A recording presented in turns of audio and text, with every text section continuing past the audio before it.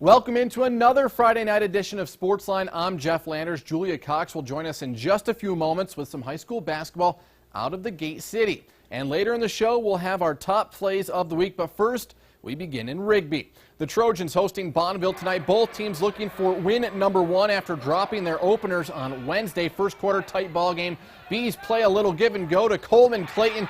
He connects on the three ball. Bonneville up by 2 early on. Then on the inbounds play, Jaden Howell feeds Trevor McDonald for the easy bucket. Bees go up 1 with a minute to play in the first. Rigby would respond though. Ty Cottle pushing it ahead for Ben Fulmer in transition.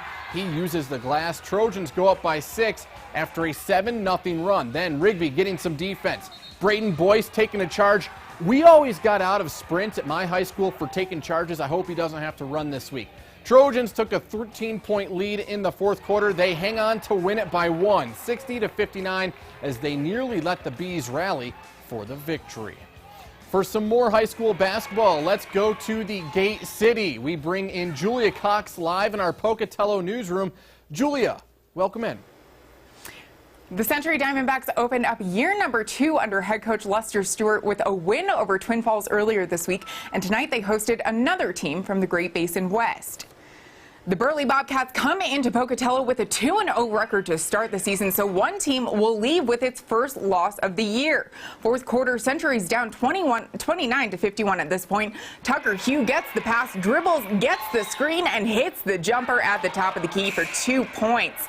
Later in the quarter, Ryan Bagley gets the no-look pass from Zach Simmons. He hits the tray ball, and they love it. And later on, Simmons this time would take it himself. He drives to the basket and gets the layup for 2 points. He may have wanted a foul there, but there was no foul called. Moving forward, Rhett Fackrell gets the ball. He'll dribble to the middle and hit the jumper for the D-backs.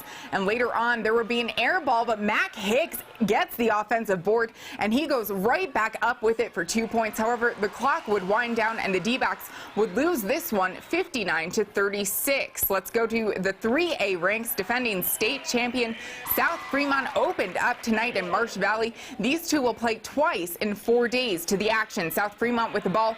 They get it to Blake Marchetti, who banks it off the glass for 2 points. Later in the quarter, Ammon Marshall reads the pass, and he steals it. He'll take it down the court for the easy layup.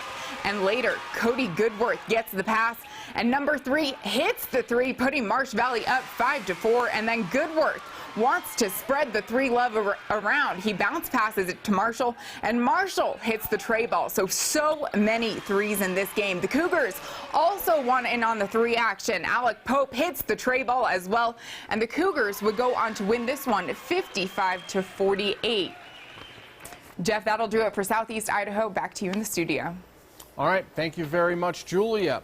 Now, the Blackfoot Broncos and Hillcrest Knights both come into the season with new coaches. Hillcrest pick up win number 1 Wednesday for Dave Austin, but Cody Shelley and the Broncos still looking for theirs. Blackfoot traveled to the Dungeon in Ammon tonight to take on Hillcrest. The Knights, they're going to go inside to Trey Johnson to start things off. He's going to shoot the ball off the backboard for 2. Got to call bank on that, then. Tanner Chappell, he's going to go in for the layup, and the Knights, they have themselves a 3-point lead.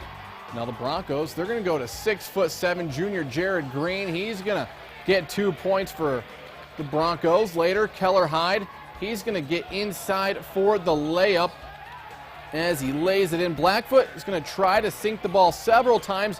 Green's going to tap in the rebound right there. Now Hillcrest, they're going to go to one of their shooters, McKay Mangeris. He spots up for 3. Hillcrest up by 5. Knights, they would go on to win this one big in the Dungeon, 79-38. Now we've got more basketball to come here on Sportsline. Both Idaho Falls and Skyline hosted teams from the Boise Valley tonight. And later in the show, Julia Cox speaks with